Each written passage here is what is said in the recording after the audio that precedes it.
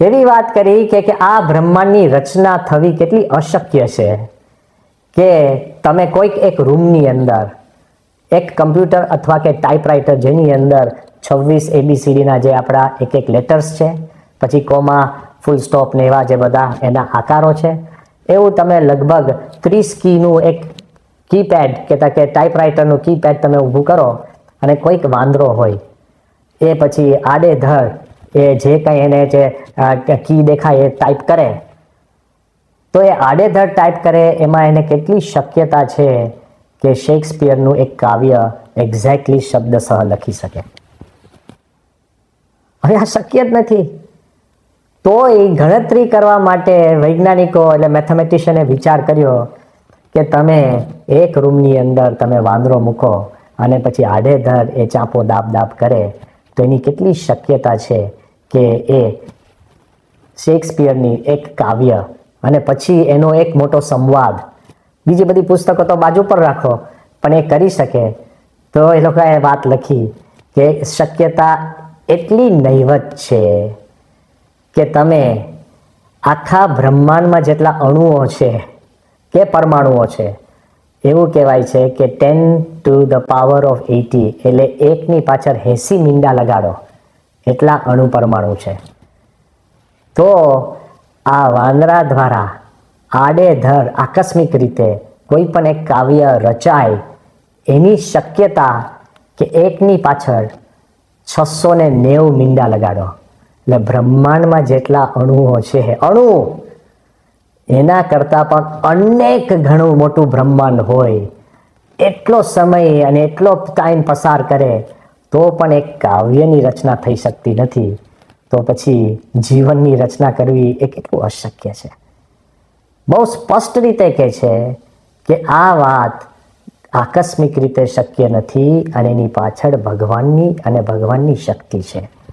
પણ કોઈક એવો બુદ્ધિશાળી આપણને કહે કે આ ગ્રહો, આ ચંદ્ર, આ બ્રહ્માંડ એ તો ફિઝિક્સ કહેતા કે વૈજ્ઞાનિક કાયદાના આધારે એ બન્યું છે અને ટકે છે, લોઝ ઓફ ધ યુનિવર્સ. તો બીજો પ્રશ્ન થવો જોઈએ ને, તે કાયદા કોણે બનાવ્યા? બ્રહ્માંડ જો વૈજ્ઞાનિક કાયદાઓના આધારે થયું હોય તો પછી કાયદા કોકે રચ્યા હોય એના આધારે કંઈક બને તો કાયદા કોને બનાવ્યા? એની શક્તિ કઈ? કાં તમે બ્રહ્માંડ સામે જુઓ તો પણ ભગવાન નજરે આવે છે, અને બ્રહ્માંડના બનેલા ઓર બનાવેલા કાયદાઓ સામે જુઓ તો એ કાયદાના રચનાર કોણ? ભગવાન જ છે.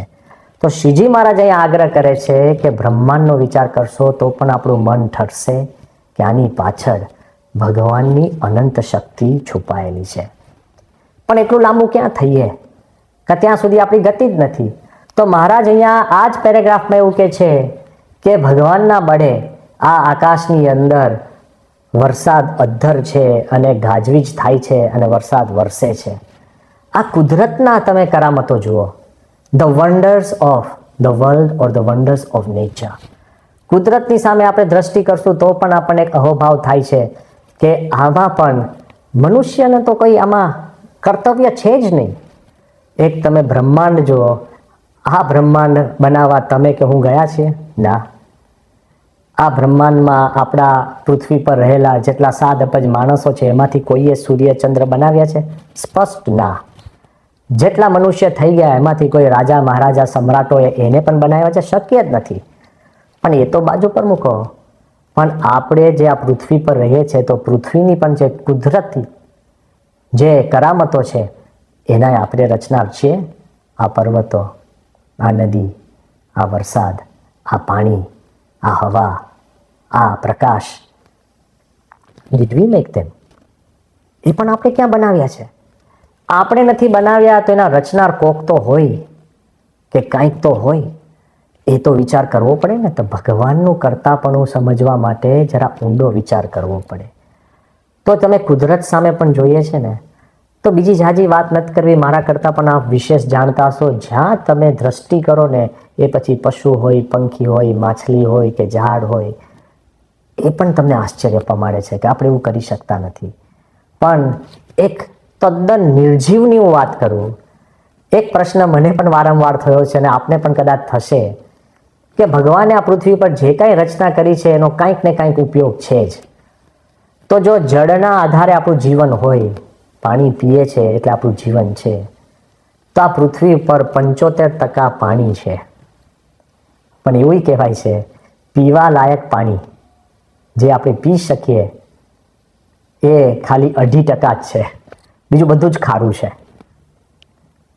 બધું જ 97.5% પાણી બધું જ ખારું છે, અપેય છે. તો એનો અર્થ શું છે? પીવા લાયક ખાલી 2.5% છે, એ 1.5% તો બરફની અંદર થીજીને નોર્થ સાઉથ પોલની અંદર અને ગ્લેશિયર્સની અંદર પડેલું છે. 1% જે પીવા લાયક પાણી છે એમાંથી પણ બહુધા નોર્ધન અમેરિકા કહેતા કે કેનેડા અને એની ઉપલા ભાગની અંદર જ બધી નદીઓમાં સમાયેલું છે. અને બીજું બધું આખા વિશ્વની નદીઓમાંથી એ પાણી વહે છે, જે આપણે પીએ છીએ અને એમાંથી આપણે એકલા નહીં, પશુ પંખી બધા પોતાનું જીવતર પામે છે. તો પાણી પીવા લાયક ખાલી 2.5% હોય અને 1% આખી પૃથ્વી પર વિસ્તરેલું હોય, તો બહુધા 97.5% પાણી ખારું કેમ છે? એનો અર્થ શું? તો વૈજ્ઞાનિકો કહે છે કે જો આ સમુદ્રમાં પાણી ન હોય, એ જે સમુદ્રનું પાણી છે એ મોટું એર કન્ડિશનિંગ જેવું કામ કરે છે. આ પૃથ્વીનું જે ટેમ્પરેચર છે ને, જેમ એસી હોય ઘરમાં, એ આપણું ટેમ્પરેચર ઘરનું રૂમનું પરફેક્ટ રાખે, એમ પૃથ્વીનું ટેમ્પરેચર મેન્ટેન કરવાનું કામ આ સમુદ્રના પાણીનું છે. એ ન હોય તો આપણે ક્યારનાય બાષ્પીભવન થઈ જાત. વિચાર કરો, જે કાંઈ ભગવાને રચના કરી છે એ સજીવ કે નિર્જીવ, એની પાછળ પણ આપણને કંઈક કરામત નજરે જડે છે. પણ ત્યાં સુધી પણ ક્યાં જવું? બ્રહ્માંડને એક બાજુ પર રાખીએ. અરે કુદરત સામે પણ તમારી દ્રષ્ટિ ના હોય, પણ આપણા દેહ સામે તો દ્રષ્ટિ કરો. આવર ઓન બોડી. મહારાજ આજ વચનામૃતમાં બોલ્યા કે પાણીના બુંદની અંદરથી મનુષ્ય જન્મે છે અને એના હાથ, પગ, નાક, કાન આદિક બને છે. હવે વિચાર માંગી લઈએ.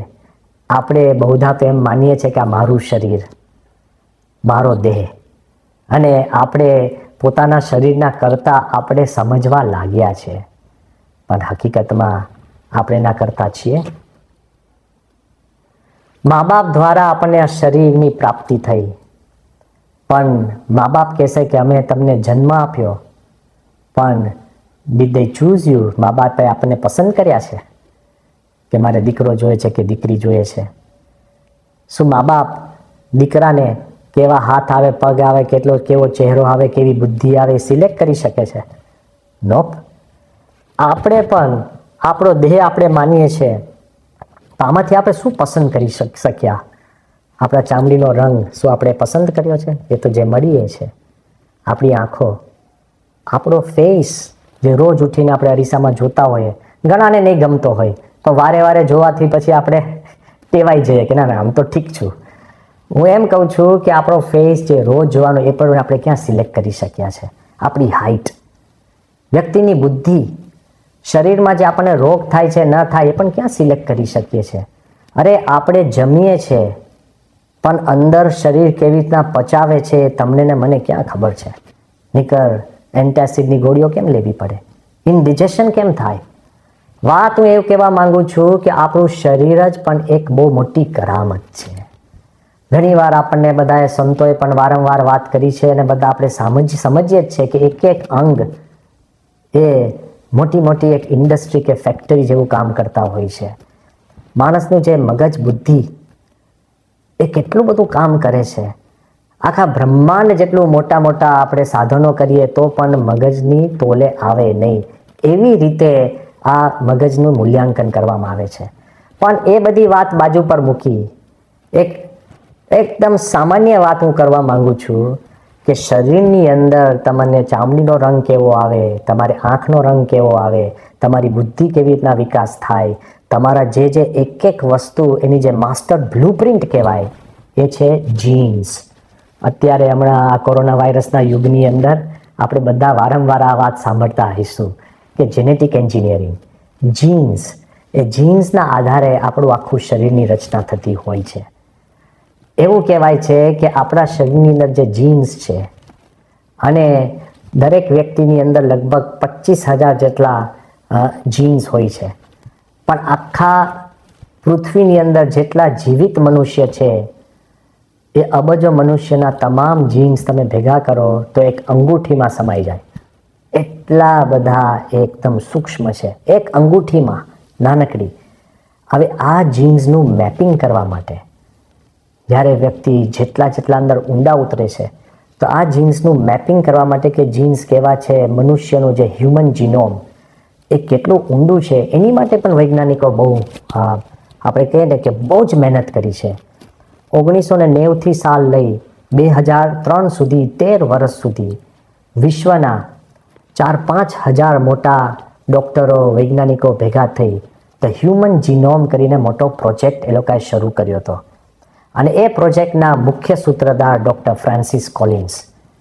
અને એ ડૉક્ટર ફ્રાન્સિસ કોલિન્સે લખે છે કે જ્યારે મનુષ્ય માત્રનું 13 વર્ષ પછી જુદી જુદી પ્રોફેશનમાંથી બધા બુદ્ધિશાળી વૈજ્ઞાનિકો ભેગા થઈ અને હ્યુમન જીનોમ એટલે કે માનવ માત્રનો જે જેનેટિક કોડ એ લોકોએ રિવીલ કર્યો કે શોધ્યો, એની પાછળ હેતુ શું હતો કે કોઈ પણ વ્યક્તિનો જેનેટિક કોડ મળે તો એને 5 વર્ષ પછી શું રોગ શક્ય બની શકે છે, એને ક્યારે આ બીજું પ્રશ્ન થશે, એનું શરીરની અંદર એના હાડકાં ક્યારે નબળા થશે, એ બધું જ તમને વર્ષો પહેલાં મેપ મળી જાય. એટલે એનો ઈલાજ વર્ષો પછી જ્યારે પ્રશ્ન થાય ત્યારે શોધવો ન પડે, અગાઉથી જ ઈલાજ કરવામાં આવી જાય, જેથી કરીને મનુષ્યનું જીવન એની કક્ષા બહુ ઊંચી બની જાય. આ જ્યારે આખું સંશોધન એટલે મુખ્ય તો 4-5 હજાર મુખ્ય ડૉક્ટરો અને સંશોધકો અને એનો બેકફોર્સ કેટલો હતો 3,25,000 જેટલા રિસર્ચર્સ અને લગભગ અબજ ડોલર્સના ખર્ચો કર્યા પછી જ્યારે આખો હ્યુમન જીનોમ જ્યારે સંશોધન એનું પૂરું થયું તે વખતે ડૉક્ટર ફ્રાન્સિસ કોલિન્સ એક વાક્ય બોલ્યા. એ કહે છે, we have just seen the manuscript of man which was just known to God before. ભગવાને જે મનુષ્ય માટેની જે મેન્યુસ્ક્રિપ્ટની રચના કરી એ અમે જોઈ. અને બીજું એને કીધું કે God is the answer to all those things that science can never નો. કે વિજ્ઞાન જે પામી જ નથી શકતું, વિજ્ઞાન જ્યાં અહોભાવથી અટકી જાય છે, એનો જવાબ પણ એ ભગવાન જ છે. અને હકીકતની અંદર આ હ્યુમન જીનોમ કહેતા કે મનુષ્યનો જેનેટિક કોડ કેટલો મોટો પ્રાપ્ત થયો છે. તો સમજવા માટે હું કહું છું કે આપણા શરીરની અંદર જે ક્રોમોઝોમ્સ છે અને એની અંદર જે હ્યુમન જેનેટિક કોડ છે તો લગભગ 3.2 બિલિયન એટલે 3.2 અબજ અક્ષરો એક પેરની અંદર. એવી બીજી તમે પેર ગણો એટલે એના ડબલ થાય એટલે 6.4 અબજ નાના અક્ષરો આવે. એટલે ધારો કે અક્ષર એટલે હું શું કહું છું, ABCD 4 અક્ષર હોય અને આ સ્પીડે તમે બોલો કે ABCDEFGHIJ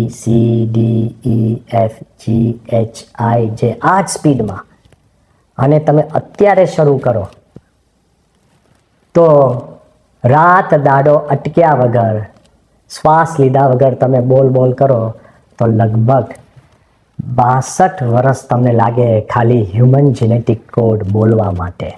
62 years. બેવ જો પેરની વાત કરો, એક પેર 31 વર્ષ. આટલો બધો જ્યારે હ્યુમન જેનેટિક કોડ એ લોકોએ શોધ્યો પછી પણ મનમાં એમ થાય કે આની રચના તો ભગવાન સિવાય કોઈ શક્ય જ નથી. આખો સારાંશ તરીકે જે શ્રીજી મહારાજે વાત કરી એ જ જુદી રીતે આલ્બર્ટ આઇન્સ્ટાઈન વાત કરે છે. જ્યારે આલ્બર્ટ આઇન્સ્ટાઈનને 1930ની સાલની અંદર જ્યોર્જ સિલ્વેસ્ટર વેવરિક કરીને એક જર્મન પોએટ એ આઇન્સ્ટાઈનને મળે છે અને એને કહે છે કે ભાઈ આપની વિશે ચર્ચા બહુ થાય છે કે ભાઈ આપ ભગવાનમાં માનો છો નથી માનતા. અમુક જગ્યાએ આપે કહ્યું છે કે હું વ્યક્તિ તરીકે ભગવાનમાં નથી માનતો પણ ભગવાનની શક્તિમાં હું માનું છું. તો હકીકતમાં આપ નાસ્તિક છો, આસ્તિક છો કે ભગવાનમાં માનો છો કે શક્તિમાં માનો છો? ત્યારે આઇન્સ્ટાઈને બહુ જ એક સારી વાત કરી, એનો હું ભાવાર્થ કહું છું આપને. એને કીધું કે ભાઈ હું એથિસ્ટ તો નથી, હું નાસ્તિક તો નથી જ, પણ મારી પરિસ્થિતિ કેવી છે કે કોઈક એક બાળક એ રૂમમાં જાય છે અને એ રૂમની અંદર લાઇબ્રેરી છે અને લાઇબ્રેરી પુસ્તકાલય છે, પણ એ લાઇબ્રેરી કેવી છે કે there are books right up to the ceiling, કે છતને અડી જાય ત્યાં સુધીની પુસ્તકો પુસ્તકો પુસ્તકો પુસ્તકો ચારે બાજુ છે. અતિ સુંદર પુસ્તકો છે અને દરેક પુસ્તકનું મથાળું એ જુદી જુદી ભાષામાં છે અને દરેક પુસ્તક જ્ઞાનથી તરબતર છે અને દરેક પુસ્તક એટલી પદ્ધતિસર ગોઠવાયેલી છે. એટલે આઇન્સ્ટાઈન એવું કહે છે કે મારી પરિસ્થિતિ એક બાળક જેવી છે, પણ હું જ્યારે આ પુસ્તકાલયમાં જઉં છું ત્યારે મને એટલું તો ખબર છે કે આ પુસ્તકો મેં લખી નથી, કોઈકે લખી છે. અને આ પુસ્તકો જે ભાષામાં લખાય છે એ ભાષા મને આવડતી નથી, તેના કારણે કે આ ભાષા સાચી નથી એવું ન કહેવાય.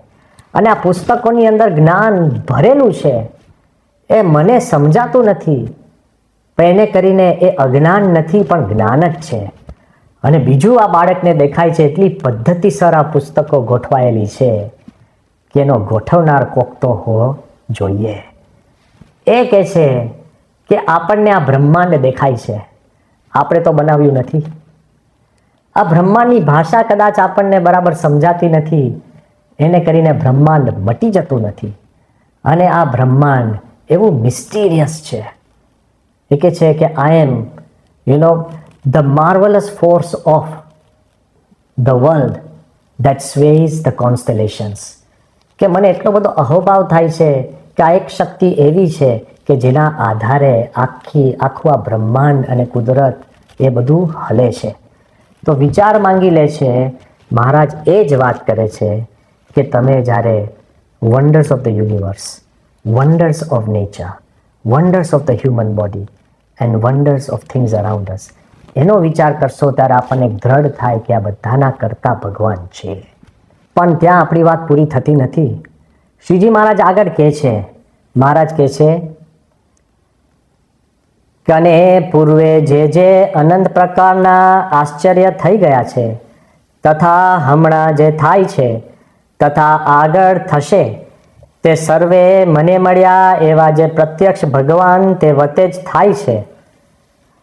મહારાજ અહીંયા આગળ એક વાત કરે છે કે જેનો આપણે વિશેષ વિચાર કરવો જોઈએ. મહારાજ કહે છે કે પૂર્વે જે આશ્ચર્ય થઈ ગયા તે તો આપણે બધા કયા કે કુદરતના આ તે કરામતો, પણ અત્યારે જે થાય છે તો અત્યારે કયા આશ્ચર્ય, અને ભવિષ્યમાં જે થશે તો શું નવો સૂર્ય ઉગશે કે નવા પર્વતો બનશે, તો ભવિષ્યમાં કયા આશ્ચર્ય. તો આમાં આપણે જો સમજવું હોય તો એક રીતે સમજી શકીએ કે જેમ વ્યક્તિ વિશેષને વિશેષ કોઈ પણ વસ્તુમાં ઊંડા ઉતરતા જાય છે ત્યાં નવા નવા આશ્ચર્ય બહાર આવતા જ જાય છે. જેટલા મગજની અંદર ઊંડા ઉતરે છે એમ પણ મગજ વધારે વ્યક્તિઓને વધુ અઘાત દેખાતું જાય છે. જેટલા બ્રહ્માંડની અંદર આપણે ઊંડા ઉતરીશું એમ પણ એ વધુ આશ્ચર્યજનક બનતું જશે. પણ અહીંયા મહારાજ કહે છે કે અને ભવિષ્યમાં પણ જે થશે, તો એક રીતે જો આપણે એનું અર્થઘટન કરવું હોય તો જેવા કુદરતનું આશ્ચર્ય છે ને એવા માનવ સર્જિત પણ આશ્ચર્ય છે. એટલે કદાચ તમે મને પૂછશો એ કયા, તો જ્યારે તમે કુદરતની અંદર જીવતા હોઈએ, બ્રહ્માંડની અંદર જીવતા હોઈએ અને જ્યારે આપણને આટલા બધા આશ્ચર્ય હોય તો પણ આપણને કેમ એવું મનાતું નથી કે ભગવાન જ કરતા છે? કેમ વારે વારે આપણે એકડો ઘૂંટવો પડતો હોય છે કે આપણે કરતા નથી? કારણ કે સૂક્ષ્મ રીતે આપણે એવું માનવા બેસી ગયા છે કે આપણે જ કરતા છે. એમાં આપણો વાંક શું? જરા જુઓ તો ખરા કે આપણે જે ઘરમાં અત્યારે રહીએ છીએ એ કુદરતે બનાવ્યું છે કે આપણે બનાવ્યું છે? માનવ સર્જિત, મેનમેડ. ઘરની અંદર તમને જે ખુરશી દેખાય છે, ટેબલ દેખાય છે કે લાઇટો દેખાય છે, એ કુદરતે બનાવી છે કે આપણે? માનવ સર્જિત. ઘરની અંદર તમને ટેલિવિઝન દેખાય છે કે ફ્રીજ દેખાય છે, અરે ઘરમાંથી જેવા આપણે બહાર જઈએ અને જે રોડ રસ્તા દેખાય છે કોને બનાવ્યા? કુદરત, માનવ સર્જિત. એના ઉપર વાહનો, એ સ્કૂટર કો, સાયકલ કો, ગાડી કો, બસ કો, ટ્રેન કો, પ્લેન કો, અત્યારે રોકેટ કહીએ, એ કુદરતમાંથી બનેલા છે કે માનવ સર્જિત?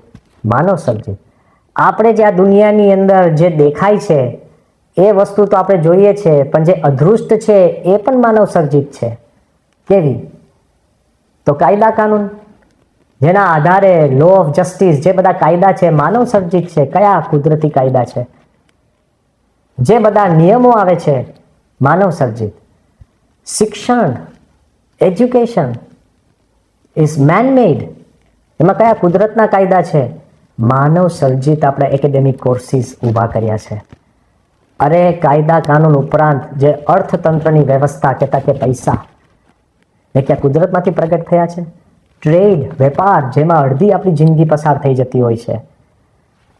એના ઉપરાંત આપણે જોવા જઈએ, જે પ્રિન્સિપલના આધારે યુદ્ધો થતા હોય છે, કહેતા કે કોમ્યુનિઝમ, સામ્યવાદ, ડેમોક્રેસી, લોકશાહી, એ બધા માનવ સર્જિત વિચારો છે. આપણું જે જીવન છે, તમે ચારે બાજુ જે જોશો એ બધું જ માનવ સર્જિત છે. તેના કારણે આપણે એમ માનીએ છીએ કે આ બધાના કરતાં પણ મનુષ્ય છે, ભગવાન ભૂલાઈ જતા હોય છે. બરાબર છે, સૂર્યોદય થાય સવારે અને સૂર્યાસ્ત થાય સાંજે,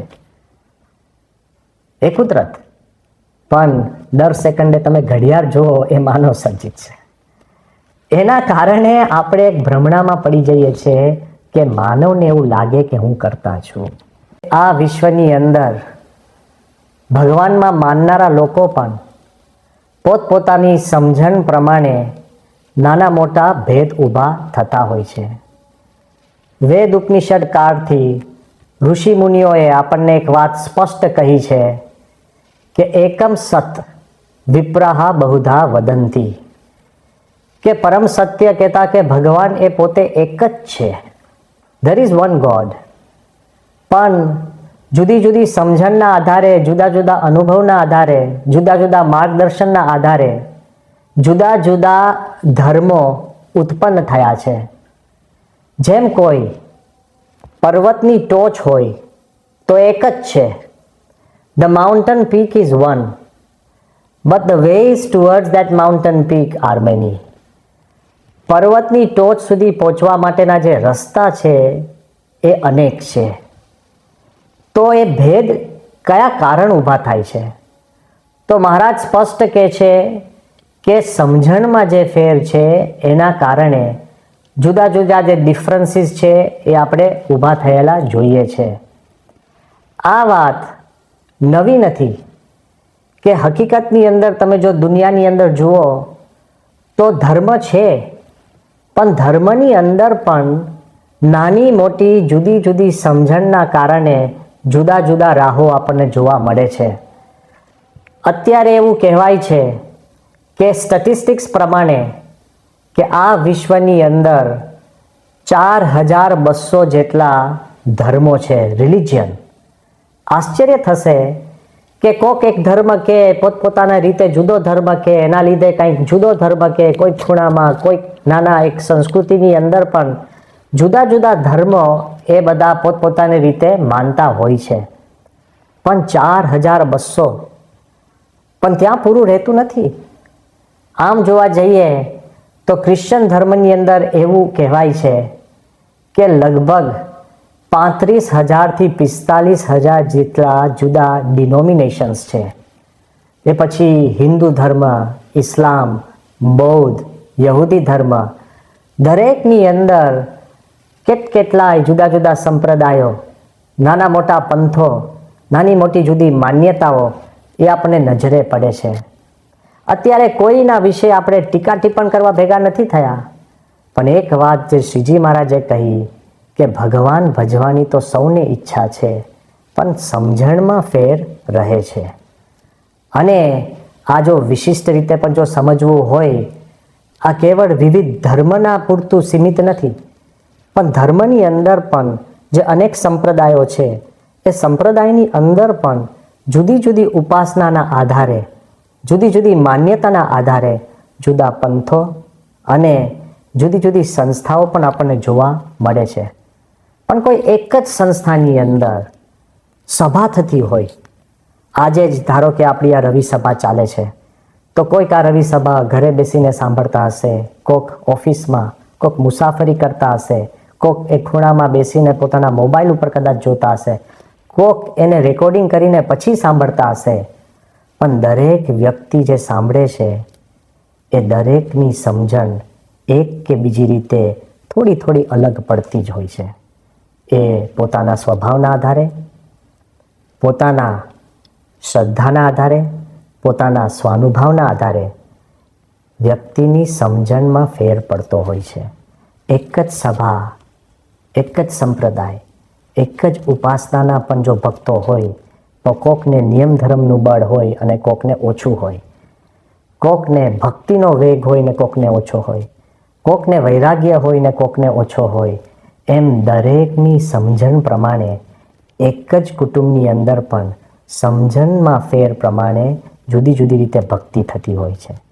તો શ્રીજી મહારાજ અહીંયા આગળ એક આગ્રહ કરે છે કે ભગવાન ભજવાનો તો સૌની ઈચ્છા છે, પણ સમજણમાં ફેર છે. તો એવી કઈ સમજણ મહારાજ અહીંયા રિવીલ કરે છે કે એવી કઈ સમજણ એવી છે કે પછી તમે કોઈ પણ સંપ્રદાયમાં હોય, જે પણ માન્યતામાં માનતા હો, પણ જો આ સમજણ જો દ્રઢ કરે તો ભગવાન નિવાસ કરીને રહે છે. એ કઈ સમજણ? તો મહારાજ કહે છે કે ભગવાનને કરતા સમજવા. એ પછી તમે જે ઈષ્ટદેવમાં માનતા હો પણ એમને સંપૂર્ણ કરતા સમજતા હો કે સર્વોપરી ભગવાન સ્વામિનારાયણ એ કરતા છે. તો આપણે જો ભગવાનને કરતા સમજતા હોઈએ તો મહારાજ કહે છે કે ભગવાન નિવાસ કરીને રહે છે. હવે આ વાત આપણે બોલવી બહુ સહેલી છે. સાહજિક રીતે રોજ બે રોજ વાતોની અંદર આપણે કહેતા કે ભગવાને કર્યું તે ખરું અને ભગવાન જ કરતા છે. સો ઇઝી ટુ સ્પીક. બોલવું સહેલું છે પણ સમજવું થોડું અઘરું છે. અને એ પ્રમાણે જીવવું એ તો વાત કંઈક અલગ જ છે. બીજાના ભલામાં આપણું ભલું, હુંય બોલું, આપે બોલો, અનેક જણ બોલે, મુખપાટમાં આપણે મોઢે કરી લીધું હોય, પણ એ પ્રમાણે સમજવું, જ્યારે કોકની જોડે અનબનાવ થાય અને પછી એનું ભલું કરવાનો વારો આવે તો સમજવું બહુ અઘરું છે. અને એ પ્રમાણે સમગ્ર જીવન જીવવું, બીજાના ભલામાં આપણું ભલું, એ તો પ્રમુખ સ્વામી સિવાય કોઈક જૂજ જ કરી શકે. It's almost impossible. સ્વામીએ આખી જિંદગી બીજાનું ભલું કર્યું છે. જે વાત કદાચ બોલવી સહેલી છે, સમજવી અઘરી છે, પણ એ પ્રમાણે જીવન જીવવું એ તો ખૂબ જ અઘરું છે. ઘણીવાર આપણે વાત નથી કરતા કે સત્ય બોલવું, બોલી જવાય. સત્ય સમજવું અને આખી જિંદગી સત્ય પ્રમાણે જીવવું કેટલું કપરું પડી જતું હોય છે. આ કેવું છે કે ઘણીવાર આપણે કોકના ઘરે જઈએ તો એના સિટિંગ રૂમ, ડ્રોઈંગ રૂમની અંદર બહુ જ મોટા આખું દિવાલ ભરી જાય એવા મોટા મોટા જંગલના ચિત્રો હોય, કદાચ સિંહ વાઘના પણ એવા ચિત્રો હોય, પર્વતની, હિમાલયના મોટા મોટા ચિત્રો હોય કે ચંદ્રના ચિત્રો હોય. હવે ચિત્ર જોવા બહુ સહેલા છે. લોકોને લાગે કે આ પર્વતને ચાહે છે કે આ કુદરતના ઈશ્કી છે કે પછી એને સિંહ અને વાઘ જેવી શૂરવીરતા એને ગમે છે. પણ એ ચિત્ર જોવા સહેલા છે. એક દિવસ પણ જંગલમાં કાઢવો ને કેટલો અઘરો પડે છે. અને આખી જિંદગી જંગલમાં કાઢવી અશક્ય. એમ સિંહના ચિત્રો બહુ સહેલા છે. સિંહની સામે બેસવું ઇટ્સ અ ચેલેન્જ. અને આખી જિંદગી સિંહને ભેગા રાખીને જીવવું ઇમ્પોસિબલ. સુંદર આપણને ચંદ્રના ચિત્રો દેખાય, રોમેન્ટિક અને રોમાંચક, પણ ચંદ્ર ઉપર જવું અને ત્યાં રહેવું અને આખી જિંદગી કાઢવી હોસ્ટાઇલ છે, વેરી ડિફિકલ્ટ છે. તો એ જ વાત હું અત્યારે કરવા માનું છું કે ભગવાન કરતા છે બોલવું બહુ સહેલું છે, પણ એ પ્રમાણે સમજવું ને એ બહુ મોટી ચેલેન્જ છે. ઘણા સમય પહેલાં જ્યારે ભારતમાં આપણે કારગિલનું યુદ્ધ છેડાયું ત્યારે એવા કેટલાય લોકો અમને મળ્યા છે અને એકાદ તો એટલા બધા કેસમાં બોલે કે ભાઈ કારગિલ જવું જોઈએ, આપણે ત્યાં કારગિલ જેવું ઊભા રહી જવું જોઈએ. અને કોઈકે કીધું પણ કોણ જાય? તો કે હું જાઉં, હું જઈશ, મારે જવું છે કારગિલ.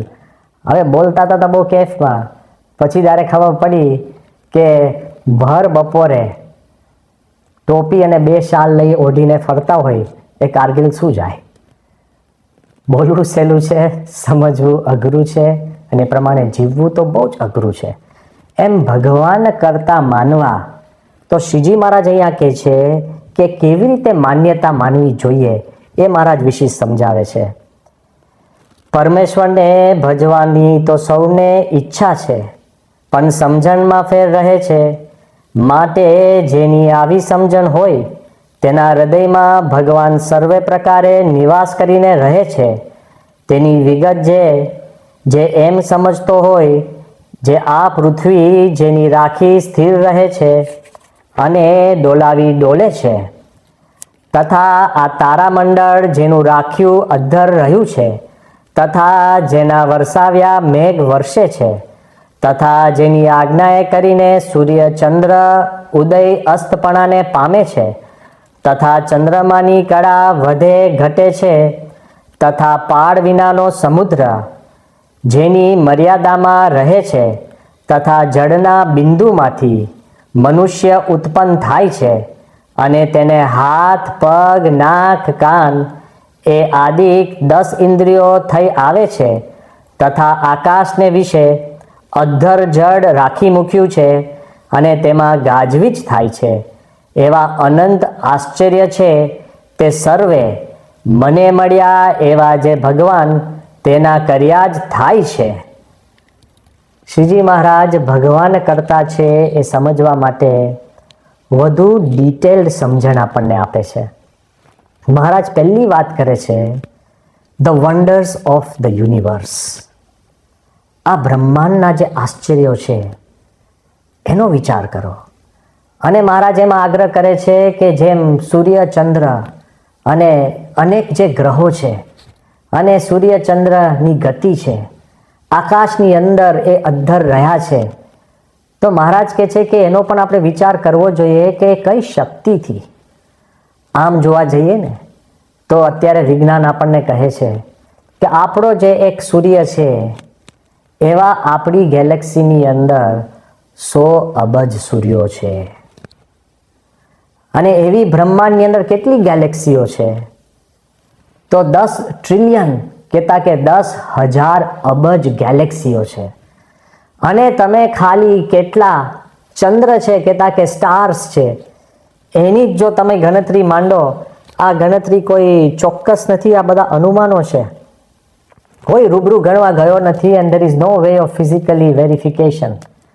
પણ અત્યારે જે વિજ્ઞાન જ્યાં સુધી પહોંચ્યું છે ત્યાં સુધી આપણને સમજાવે છે કે એકની પાછળ 27 મીંડા તમે લગાડો, એનાથી પણ વધારે આ બ્રહ્માંડની અંદર સૂર્યો છે, અને એમાં પછી ગ્રહો, અને એમાં પછી નાની મોટી જે આપણે બીજી બધી જે આપણે કે વાતો અને અંદર જે આપણે વર્ણનો સાંભળીએ છીએ, પણ એ બધું અત્તર રહ્યું છે. તો મહારાજ કહે છે એ તો આપણે સમજવું પડે એ કે કોના આધારે. અને જ્યારે કોઈ પણ વૈજ્ઞાનિક એમાં જ્યારે ઊંડા ઉતરે છે ને ત્યારે પોતે આશ્ચર્યચકિત થઈ જાય છે. આઇઝેક ન્યૂટન એ પોતે લખે છે કે I believe in the god of order and not the god of chaos.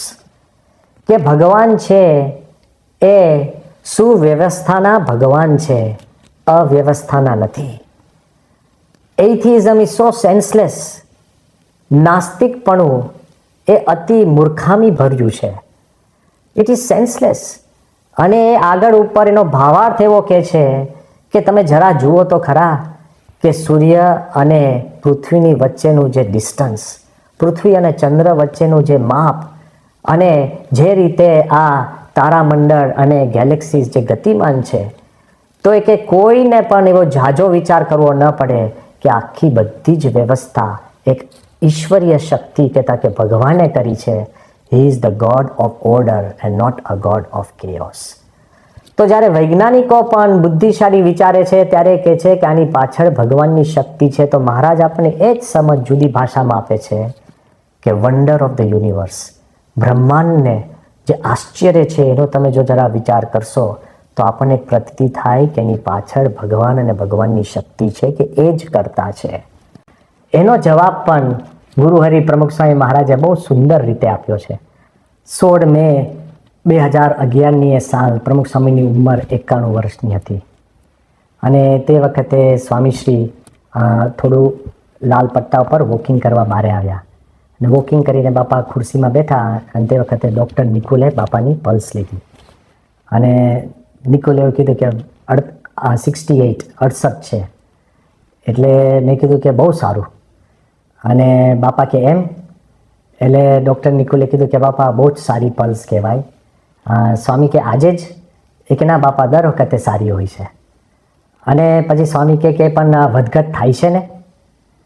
ત્યારે ડૉક્ટરોએ સ્વામીને સમજાવ્યું કે બાપા એ વધઘટ થાય એ સારું કહેવાય કે આપણે ચાલતા હોય ત્યારે પલ્સ વધે, બેસીએ ત્યારે ઓછી થાય, સૂતા હોય ત્યારે એકદમ ઓછી થાય, પણ સૂતા વધે તો એ સારું ન કહેવાય. અને તે વખતે નાનચંદ સ્વામી કીધું કે બાપા પણ આપણે જો પેસમેકર રાખીએ તો પછી છે ને એ પલ્સ એક જ સરખી રહે અને એ મશીન છે ને આપણને હૃદયના ધબકારા એ આપતું હોય છે. એટલે સ્વામી એકદમ કુતૂહલતાથી યોગીચંદ સ્વામી સામે જોયું. યોગીચંદ સ્વામી કીધું બાપા એક મશીન હોય છે જે ઇલેક્ટ્રિક ઇમ્પલ્સથી એ આપણા ધબકારાને નિયંત્રણ કરતી હોય છે. અને તે વખતે સ્વામીએ કહ્યું બાપા કે મશીન એ મશીન, ગમે તેટલા મશીન મૂકો, ગમે તેટલી દવા આપો, ગમે તેટલા ઉપચારો કરો, ગમે તેટલા ડૉક્ટરો બોલાવો, પણ જ્યારે માણસની આવરદા પૂરી થાય એટલે પૂરી થાય જ છે. અને પછી બાપાએ કીધું કે જ્યારે આવરદાની દોરી તૂટે ત્યારે માનવ ન સાંધી શકે તેને ત્યારે. બાપાએ કીધું કે જ્યારે આવરદા પૂરી થાય ત્યારે કોઈ પણ વસ્તુ એને ઠીકઠાક કરી શકતી નથી. અને પછી અમે પણ દેખતે વાત કરી, મેં જ કીધું કે બાપા પણ ઘણીવાર બાપા એવું હોય છે કે ડૉક્ટરોના ઉપચારોથી, આ વૈજ્ઞાનિકોની શોધખોળથી કોઈકનું હાર્ટ બંધ થઈ ગયું હોય અને પછી મહેનત કરે તો પાછું જીવતું થાય છે. એટલે અત્યારના સાધન સામગ્રીના આધારે, વિજ્ઞાનના આધારે આવરદા આપણે લંબાવી શકતા હોઈએ છીએ. બાબા કે એમાં શું આવરદા લાંબી થઈ?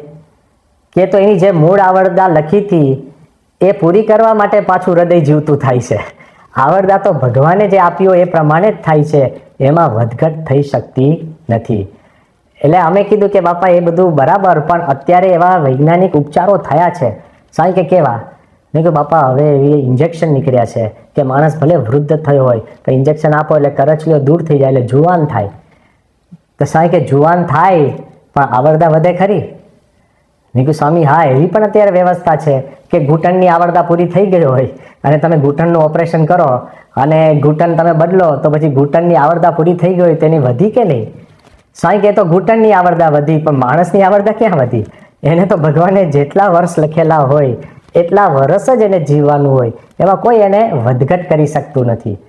હવે જ્યારે આ બધી વાતચીત ચાલતી હતી એમાં પછી મેં એવું કીધું કે બાપા આ બધી વાત તો બરાબર છે, પણ આમાં એટલું તો આપણે કહેવું પડે ને કે વૈજ્ઞાનિકોએ આ બધી જે ભગવાનની જે બધી કરામતો છે એમાં વૈજ્ઞાનિકોએ મદદ તો કરી કહેવાય. સ્વામી કે માણસ શું ભગવાનને મદદ કરી શકતો? આ તો ભગવાને આટલી બધી આપણને સૃષ્ટિ રચીને આપી છે, એમાંથી તમે કાંઈક ઉત્પન્ન કરો પણ મૂળ આભાર તો ભગવાનનો જ છે ને. આપણે શું મદદ કરી શકતા હોય? ભગવાન આપણને આટલી બધી મદદ કરે છે એટલે આપણે જીવી શકીએ છીએ. આ બધી જ્યારે વાતો ચાલતી હતી એમાં અચાનક મેં કંઈક ઉમેર્યું. મેં કહ્યું બાપા અત્યારે આપણે શાસ્ત્રોમાં તો લખેલું છે કે પહેલાં મનુષ્યની આવરદા 1,00,000 વર્ષ હતી, પછી 10,000 વર્ષ, પછી 1,000 વર્ષ, પછી 100 વર્ષ અત્યારે. તો મેં કહ્યું કે જેમ આવરદા સમયાંતરે બદલાતી ગઈ તો પછી 100 ના 200 વર્ષ પણ થઈ શકે ને? સાંઈ કે પણ એ આવરદા નક્કી કોણે કરી? કયા યુગમાં કેટલી હોવી જોઈએ? સાંઈ કે તે કરીશ? મેં કહ્યું ના. સાંઈ કે તેને મેં કરી નથી, ભગવાન નક્કી કરે છે. ભગવાન નક્કી કરે એ પ્રમાણે જ થાય ને પ્રમાણે જીવન જીવાય. એટલે મેં કહ્યું બાપા જરા ક્ષમા કરજો અને હું તર્ક નથી કરતો પણ એક વિચાર આવે છે. સાંઈ કે બોલો? મેં કહ્યું સ્વામી આમ જોવા જઈએ તો ભગવાને મનુષ્યને પાંખ તો આપી નથી. એનો અર્થ શું થયો કે મનુષ્ય ઉડી ન શકવો જોઈએ? તો ભગવાને પાંખ નથી આપી એટલે આપણે તો ઉડવું ન જોઈએ, પણ માણસે પોતાની બુદ્ધિના બળે વૈજ્ઞાનિકોએ વિમાન બનાવ્યા અને એ વિમાન ઉપર માણસ ઉડી શકે છે. એટલે ભગવાન જ બધું નક્કી કરે છે એમ ક્યાંથી થયું? ભગવાને તો પાંખ આપી નથી પણ આપણે પાંખ બનાવીને ઉડતા તો થયા. તે વખતે સ્વામીએ કીધું કે તને એમ લાગે છે કે પાંખના બળે ઉડાય છે? સાંઈ કે બુદ્ધિના બળે ઉડાય છે. ભગવાને બુદ્ધિ આપી, એ બુદ્ધિમાંથી મનુષ્ય વિચાર કર્યો, એનાથી એ સંશોધન કરે છે. મૂળ એની પાછળ મનુષ્યની બુદ્ધિ છે. બુદ્ધિ કોણે આપી? જે કાંઈ ઇન્વેન્શન પણ થાય છે એ મનુષ્યની જો બુદ્ધિમાંથી આવતા હોય તો બુદ્ધિના આપનાર કોણ? અને પછી બાપા એવું સાહજિક બોલ્યા, સ્વામી કે આ મનુષ્ય કહે કે હું કરું, તો મનુષ્ય દેહ કોણે આપ્યો છે? જો એ વિચાર કરીએ તો જેટલા સંશોધનો પણ થયા, અત્યારે તમે જુઓ તે પછી તમે મોબાઈલ કહો કે નેટવર્ક્સ કહો કે વેબ કહો કે પછી અત્યારે ઝૂમ કોન્ફરન્સ કહો, વર્ચ્યુઅલ રિયાલિટી કહો, જે કાંઈ સંશોધન થાય છે એ મનુષ્યના બુદ્ધિમાંથી થાય છે. એ બુદ્ધિ ભગવાને આપી છે. અરે મનુષ્ય દેહ આપણી જાતે આપણે રચી નથી શકતા, એ પણ ભગવાને આપણને આપ્યો છે. અંતે તો બ્રહ્માંડથી લઈ અને આપણા સૂક્ષ્મ વિચારો પણ લઈએ, એ બધાના જ કરતા ભગવાન છે એવું જે માનતા હોય તો એમાં ભગવાન અખંડ નિવાસ કરીને રહે છે એવી દ્રઢપણે માન્યતા. ખાલી બોલવું નહીં, પણ એવી સમજણ, એવી કેવળ સમજણ નહીં, એ પ્રમાણે જીવન જીવવાની વાત આવી.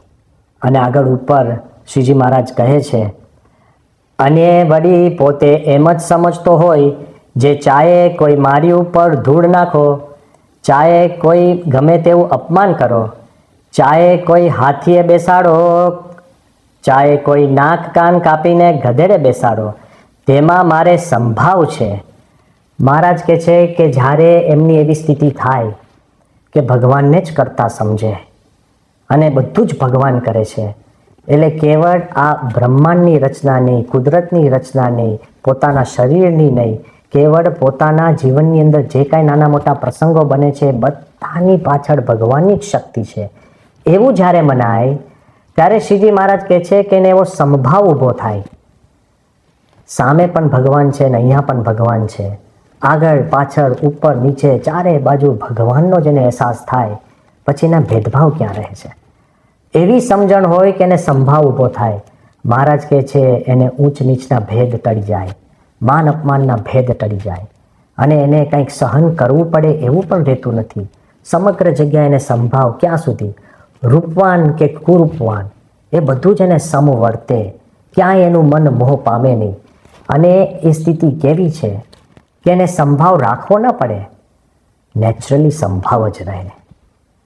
શાસ્ત્રીજી મહારાજ જ્યારે એકવાર ટ્રેનમાં મુસાફર કરતા હતા અને શાસ્ત્રીમાં જ ઊભા થયા અને ઉપરનું જે બોર્ડ હોય એ પાટિયું એમના માથે અથડાયું.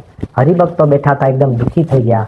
શાસ્ત્રીમાં જ એકદમ હસતા હસતા કે તમે ચિંતા કેમ કરો છો, કે આ ધૂળનું છે અને આ જે પાટિયું છે એ પણ ધૂળનું છે. ધૂળ રીતે સંભાવ થાય તોય તમને દુઃખ નથી થતું.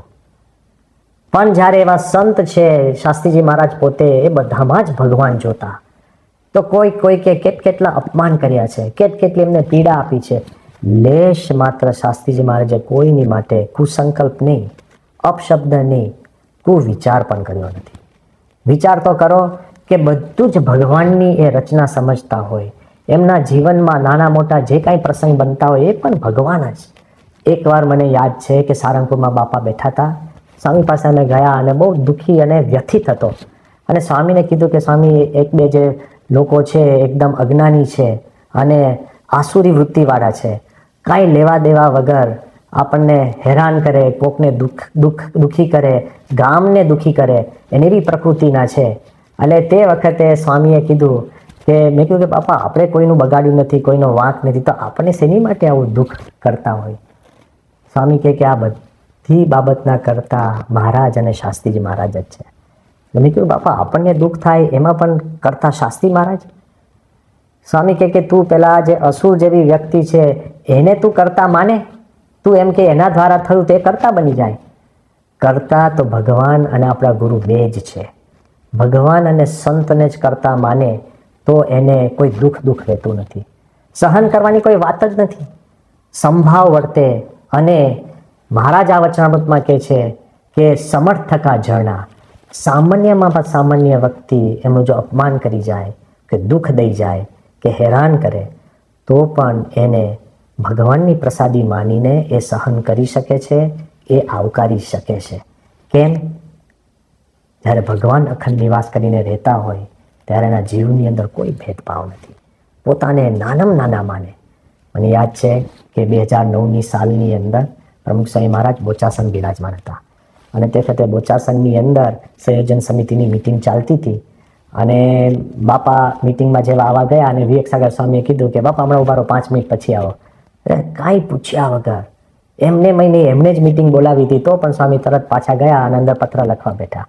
મૂળ તે મિટિંગની અંદર ચાંસદ ગામમાં જમીનો લેવી ના લેવી એની ચર્ચા ચાલતી હતી અને સામાન્ય રીતે ચાંસદની વાત આવે તો બાપા એમાં વાત જ ના કરે, ભળે જ નહીં અને કાંઈ ચર્ચા થઈ જ ન શકે.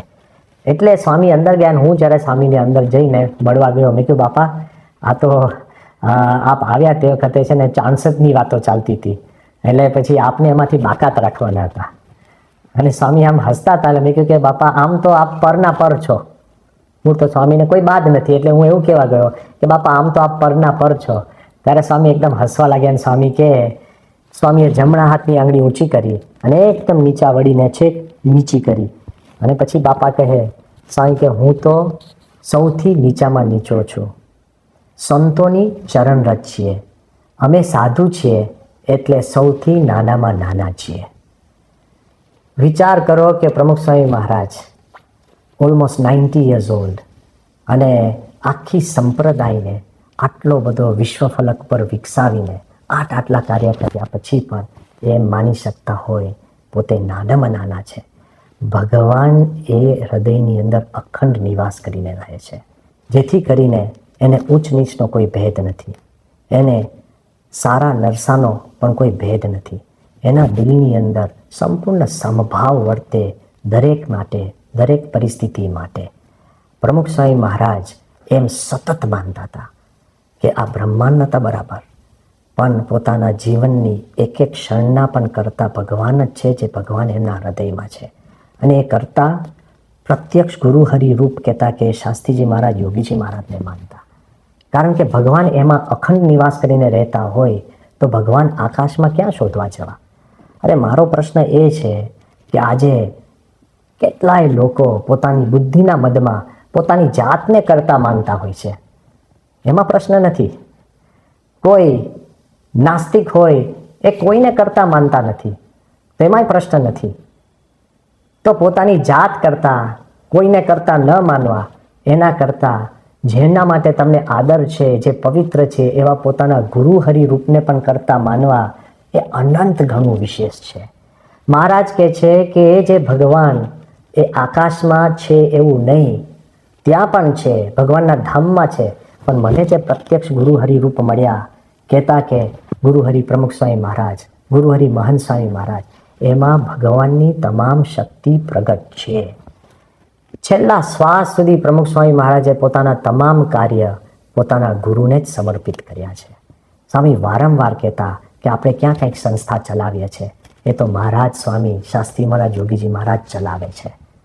અત્યારે મહંત સ્વામી મહારાજ પણ એમ જ કહે છે કે બધું જ પ્રમુખ સ્વામી મહારાજ જ ચલાવે છે, મહારાજની જ શક્તિ ચલાવે છે.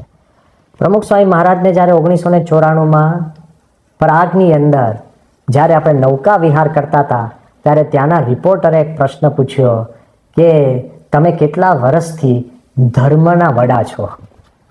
Since how long have you been the religious head? અને તે વખતે સ્વામીને જ્યારે ભાષાંતર કર્યું, સ્વામી એકદમ સહજતાથી બોલી ગયા. સ્વામી કે અમારા ધર્મના વડા તો શાસ્ત્રીજી મહારાજ છે, અમે તો એમના આદેશ પ્રમાણે સંદેશ આપીએ છીએ. ઇમેજિન, આટલા વર્ષો પછી પણ શાસ્ત્રી મહારાજના ધામમાં ગયા પછી 44 વર્ષ થઈ ગયા, તોય પ્રમુખ સ્વામી મહારાજ એમ જ માનતા કે સંપ્રદાયના વડા શાસ્ત્રીજી મહારાજ છે, અમે તો એના આદેશ પ્રમાણે સંદેશ આપીએ છીએ. પોતાની વાણી પણ એ પોતાના ગુરુ એના કરતા છે એવી દ્રઢપણે માનતા. કેવળ દેહ નહીં, કેવળ વિચારો નહીં, કેવળ કાર્યો નહીં, પોતાની વાણી નહીં, પોતાનું અસ્તિત્વ એ ભગવાન અને પોતાના ગુરુના આધારે છે. આવું જ્યારે વ્યક્તિત્વ હોય ત્યારે ભગવાન અખંડ નિવાસ કરે. એ તો મહારાજ આગળ વાત કરે છે કેવા સંત જગતના આધારરૂપ બની જતા હોય છે, કે જેની આંખોમાં જોનાર ભગવાન છે, જેના પગમાં ચાલનાર ભગવાન છે, અને ભગવાનની દયાએ કરીને, એની શક્તિએ કરીને કે અનંત લોકોની આંખોને એ પોતે પ્રકાશમાન કરવા માટે પણ સમર્થ થાય છે. અને પગમાં ચાલવાની શક્તિ પણ એ સંતની દયાથી પ્રાપ્ત થાય છે. એનો અર્થ શું? તેનો અર્થ પણ આપણે સૂક્ષ્મ રીતે સમજી શકીએ એમ છે કે જે વ્યક્તિ જેટલું ભગવાનને કરતા સમજે છે એને એવી દ્રષ્ટિ પ્રાપ્ત થાય છે કે એની દ્રષ્ટિ પ્રમાણે બીજાને પ્રેરણા પ્રાપ્ત થતી હોય છે. એવા ભક્તો એ પછી સત્પુરુષ હોય કે ન હોય, સત્સંગમાં પણ એવા આપણને ભક્ત જોવા મળતા હોય છે કે જે સંપૂર્ણ ભગવાન આધારિત જીવન જીવતા હોય છે.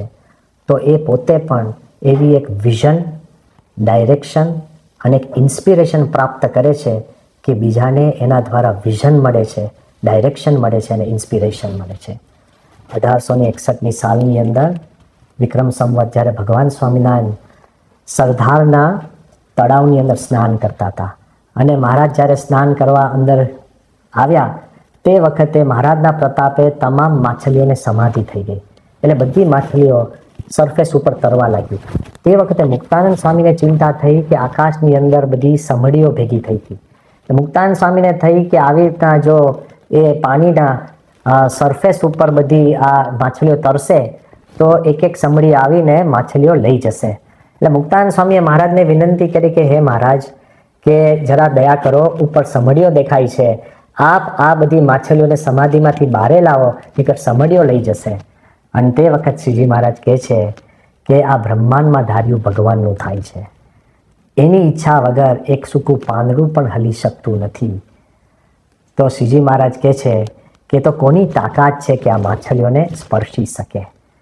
અને મહારાજ કહે છે કે જેની રક્ષામાં હું છું એને કોણ મારી શકે?